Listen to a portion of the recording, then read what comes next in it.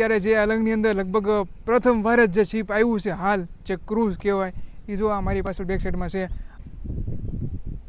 તો અહીંયા એક શિપ પડ્યું છે બહુ હેવી અને અહીંથી તમે લાઈન જો તો આ રીતના ટોટલી પ્લોટ છે ખાડા એની અંદર ટોટલી જગ્યાએ આવા શિપ પડ્યા છે મોટા મોટા. સો હેલો નમસ્તે જય શ્રી કૃષ્ણ અને કેમ છો? તો ગાઈસ સ્વાગત છે તમારું બધાનું ફરી એક વખત અલંગની અંદર.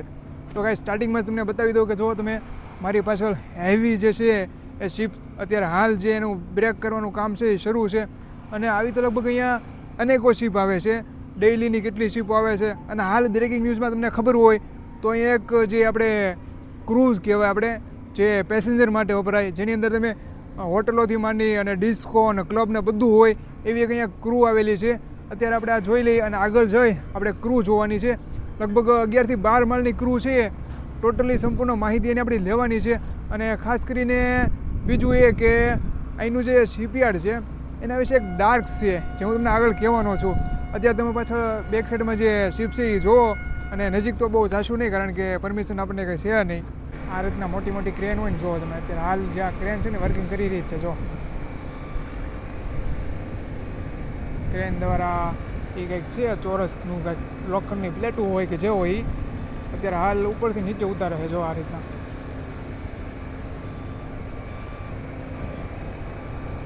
આ સાઈડ છે ને ડબ્બો ઉતારે છે અને અહીંયા છે ને ક્રેનમાંથી કંઈક છે એ લઈ જાય છે.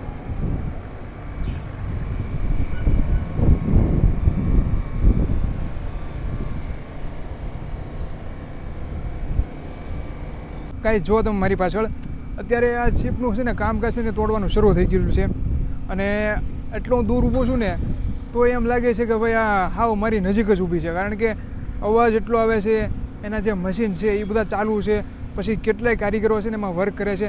અહીંથી હું નજીક છું છતાંય જે માણસો છે ને એ મને હાવ ઝીણા ઝીણા દેખાય. એનું કારણ એ છે કે એની જે હાઇટ છે એ કેટલી મોટી છે, પછી જેની લંબાઈ છે એ પણ જબરદસ્ત. આ રીતના શિપ છે જોવો તમે.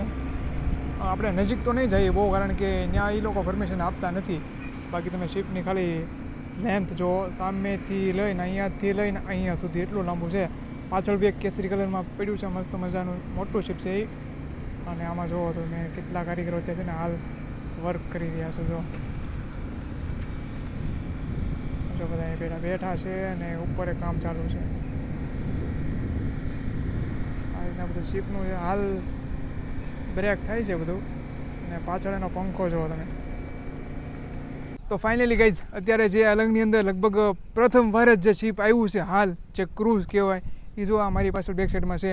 આગળ જવાની પરમિશન છે ને એટલે આપણે આગળ જશું નહીં પણ અહીંથી તમે જોઈ શકો છો કે જબરદસ્ત છે અને લગભગ મેં ગણ્યા છે લગભગ 11 જેવું માળ થાય છે. બધા કહે છે કે ભાઈ 11 માળનું છે પણ 9 માળ છે અંદર અને બંને સાઈડ છે ને જે આપણે સેફટી બોટ કહેવાય જે બંને સાઈડ લગાવેલી છે અને દૂરથી તમે જુઓ તો એક જબરદસ્ત લાગશે. અને લગભગ અલંગની અંદર પહેલી વાર જ આ શિપ જે છે એ આવ્યું છે અને નેક્સ્ટ છે ને થોડાક દિવસ પછી આપણે ગમે તેમ કરી અને એ શિપની અંદર જઈ હું તમને એક વિડીયો પાર્ટ 2 ની અંદર બતાવવાનો છું. લાગવગ કરશું, આમ કરશું, તેમ કરશું પણ જવાનું છે તમને બતાવવાનું છે પાક્કું એટલે સબસ્ક્રાઈબ કરી નાખજો. આ શિપ આવી અને હજી લગભગ 5 થી 7 દિવસ જ થયા છે એટલે હજી મરીન ચેકિંગ થશે, પછી પોલીસ આવશે એ ચેકિંગ કરશે અને પછી એના જે વેપારી હોય ને એ લોકોને બોલાવવામાં આવે છે અને પછી જે વસ્તુ હોય ને એની હરાજી કરવામાં આવે છે અને પછી બધું નક્કી કરવામાં આવે ને પછી આની જે તૂટવાની કામકાજ છે એ શરૂ થતું હોય છે.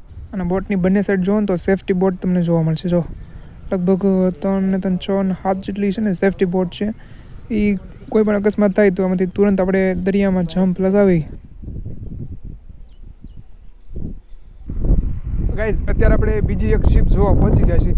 અહીંયા તમે જુઓ તો બહુ જબરદસ્ત અને બહુ મોટી શિપ છે કારણ કે છે ને આ લાસ્ટમાં પડી છે અને ખાસ કરીને આ શિપ છે ને કદાચ આપણે જે ડીઝલનું જે આપણે ટ્રાન્સફરિંગ થતું હોય છે કદાચ એ રીતના હોય કારણ કે આમાં છે ને બહુ બધા મોટા પાઇપ લગાવેલા છે.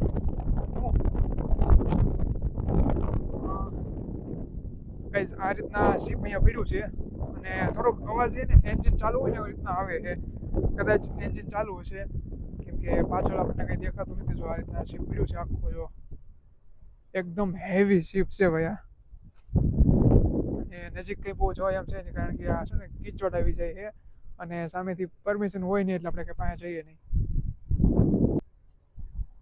અને બીજું તમે જુઓ તો અહીંયા એક શિપ પડ્યું છે બહુ હેવી અને અહીંથી તમે લાઈન જુઓ તો આ રીતના ટોટલી પ્લોટ છે ખાડા એની અંદર ટોટલી જગ્યાએ આવા જ શીપ પીડ્યા છે મોટા મોટા. જો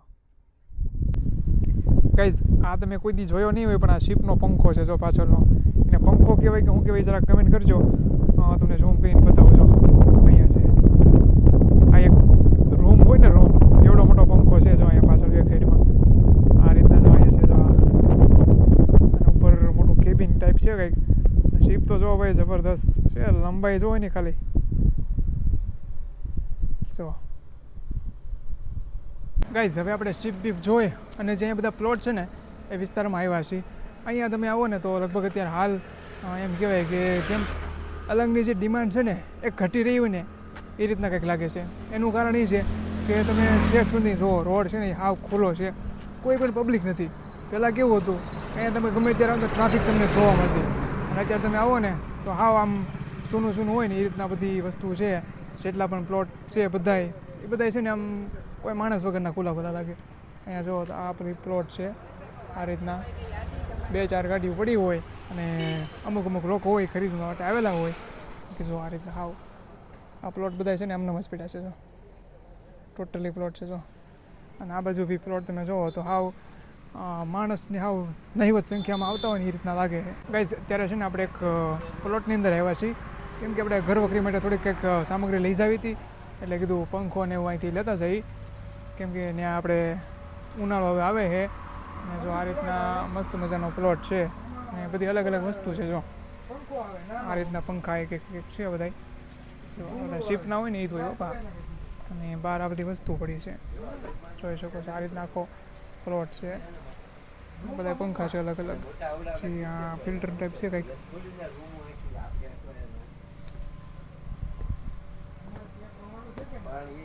પછી આ બાજુ બી જોવો ને તો બધા રસોડા છે ને આપણા નીતેશભાઈ છે ને જો શેઠ સાથે વાત કરીને ખરીદી કરવાની કંઈક વિચારે છે.